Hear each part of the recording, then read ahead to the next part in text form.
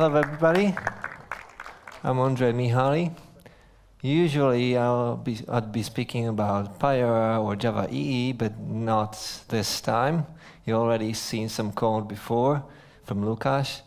I'm going to speak about more things about teamwork and agile stuff. So it's pretty different from the previous talk. I would start with asking how many people know about Scrum, or better question, how many people already use Scrum in their daily work? Wow, that's quite a lot.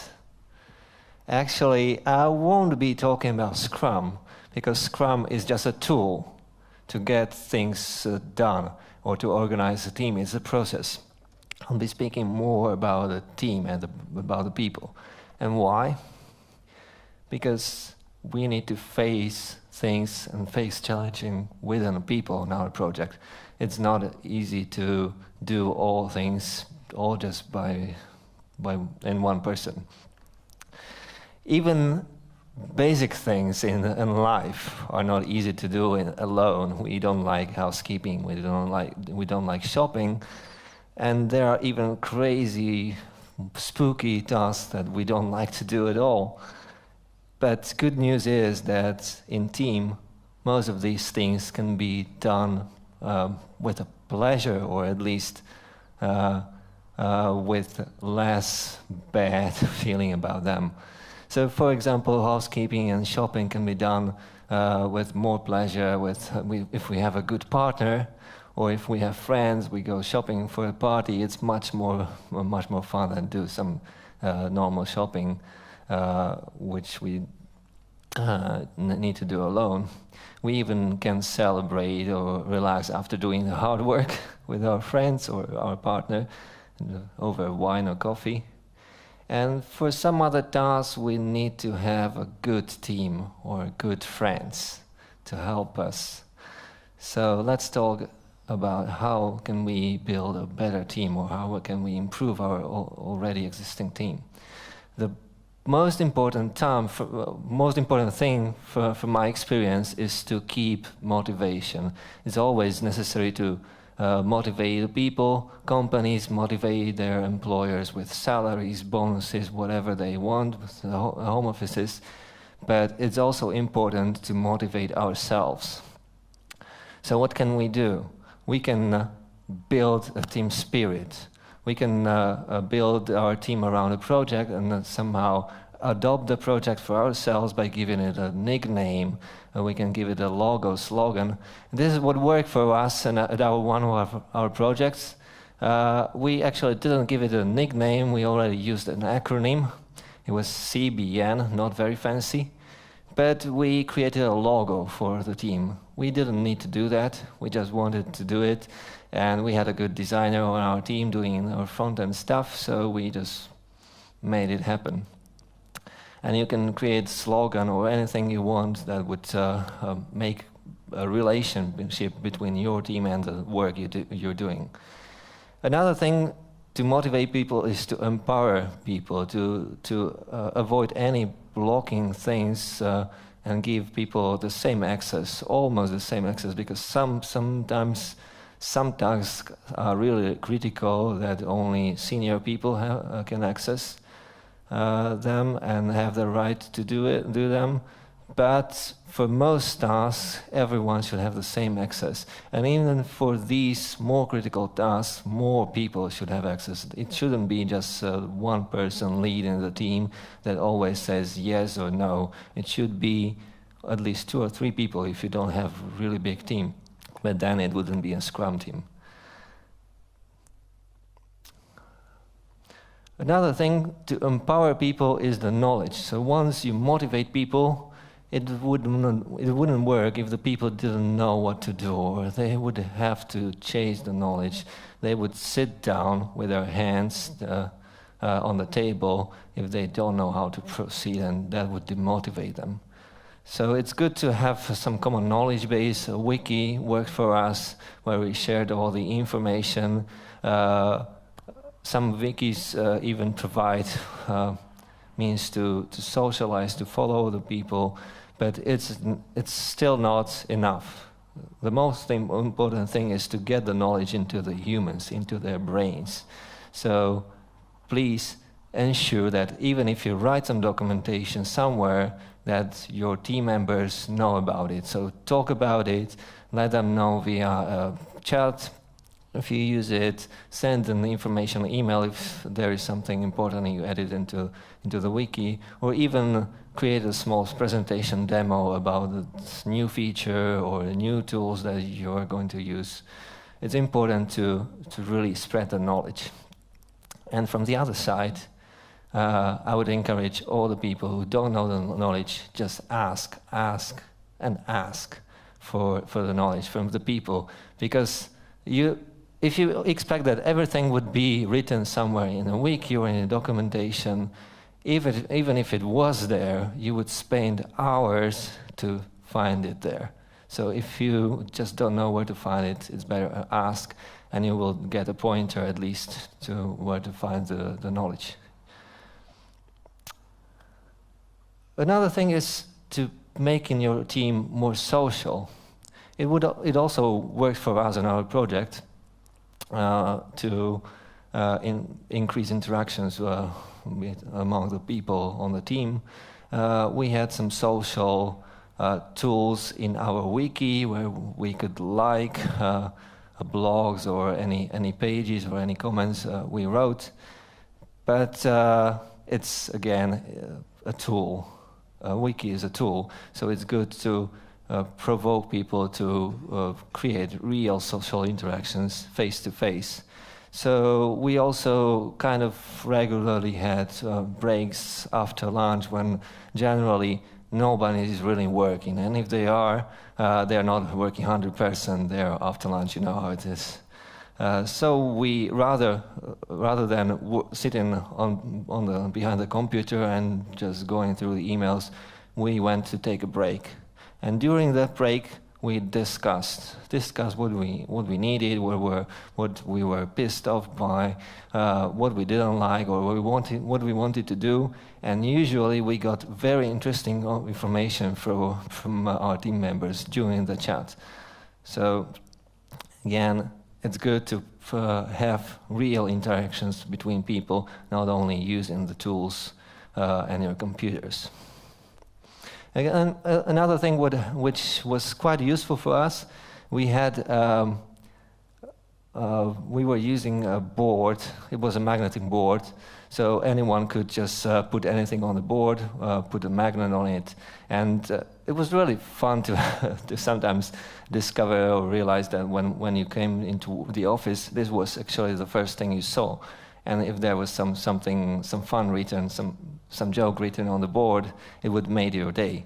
And also some important information was really nice to have there, instead of just seeing it in your email among other less important emails.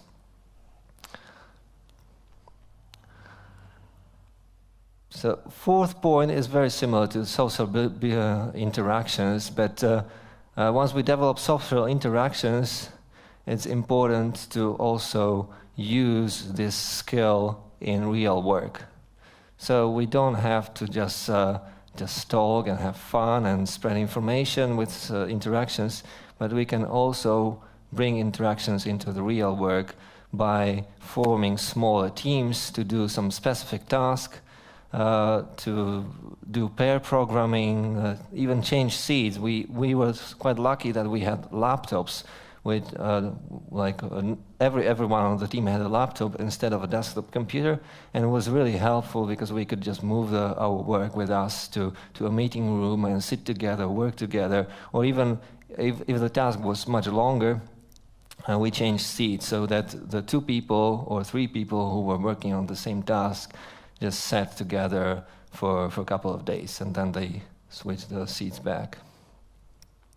It was also good when we decided on a stand-up that we will do more work today than was planned. Usually it was close to the end of our sprint, of our iteration, and we decided that we will sneak this little nice feature in our deliverable at the end of the sprint.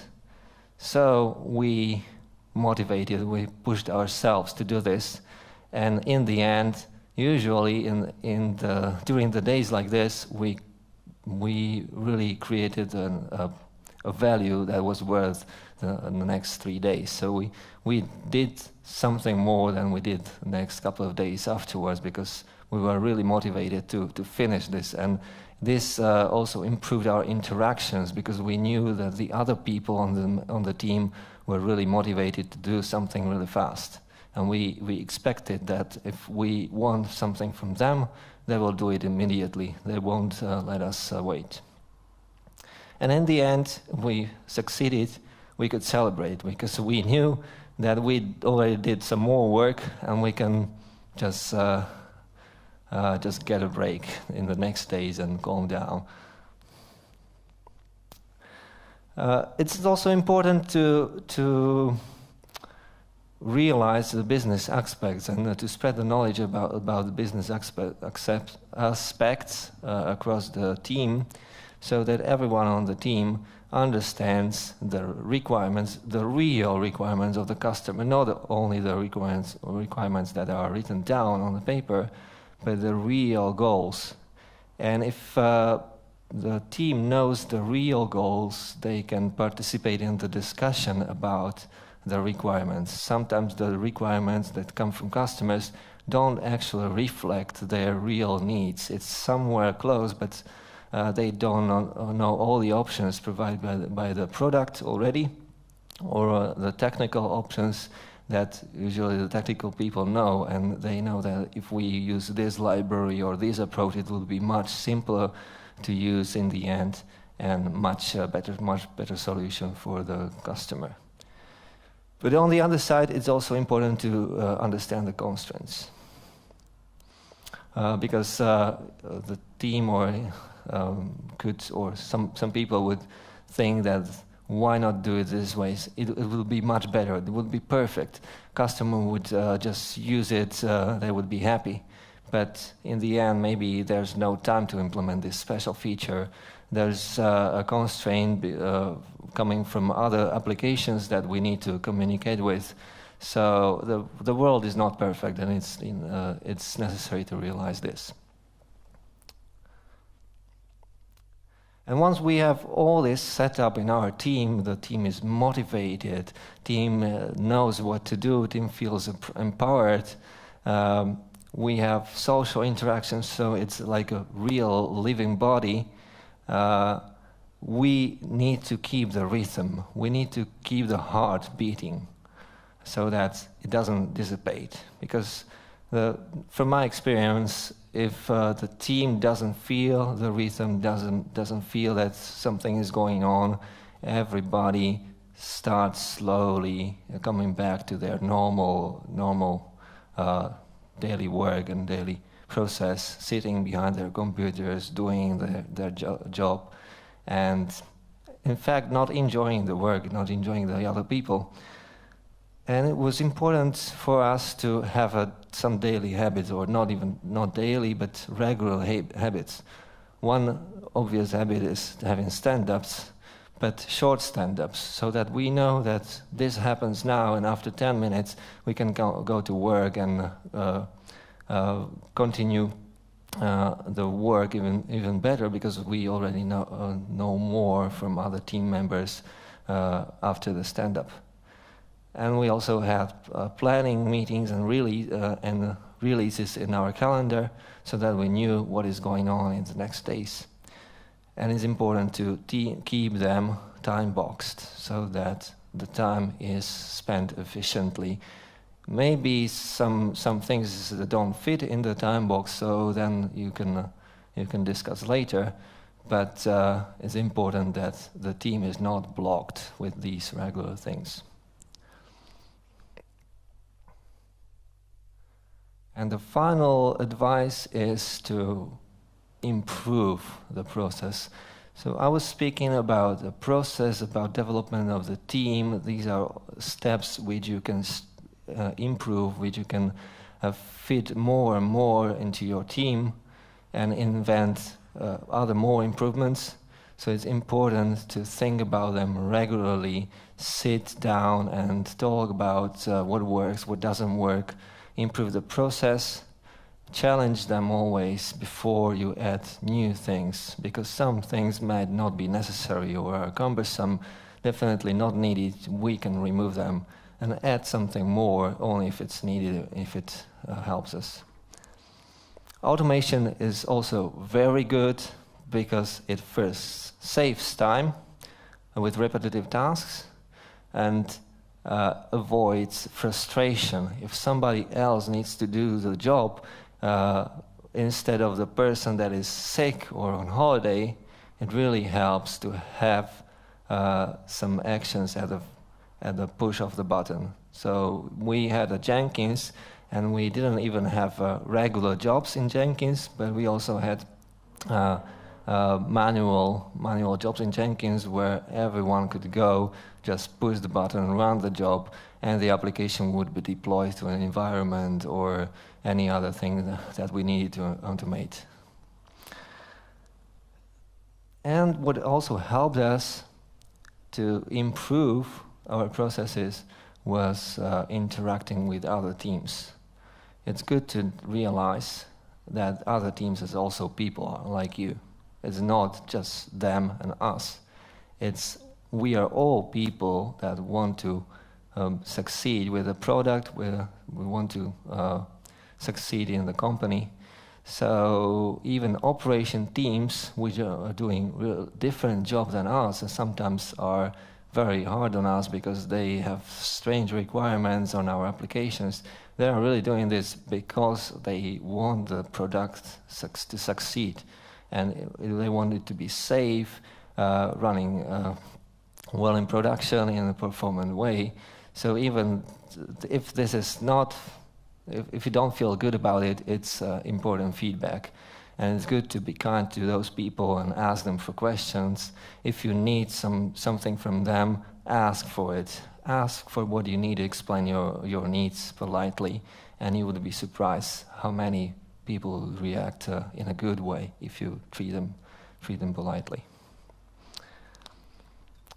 And my bonus advice, because I still have some time, I would encourage, if you want to really seriously improve your performance and improve your experience in the team, try to seek advice from someone who is more experienced in these things. It doesn't have to be a external person, maybe it's a person on another team. You can just ask him to come and join your meetings, maybe join the team for a couple of days. It's important to have someone with a bigger perspective who can identify problems you don't even realize and see. They can offer improvements. What is important, they ask guiding questions that help you realize that there is some problem. Maybe they don't know the answer, but you know the answer. You just forgot to ask the correct question, or the question. And they could cheer you up. They're not so invested into the project, so they just can feel happy even if you are sad because your project failed during a presentation with customer or something like that. So that's everything from me.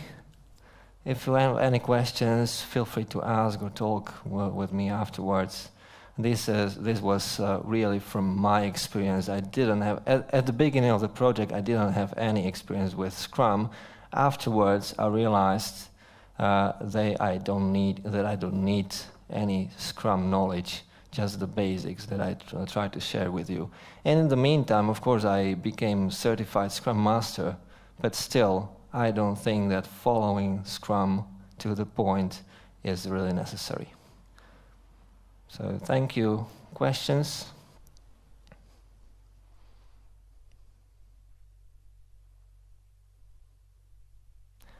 Okay.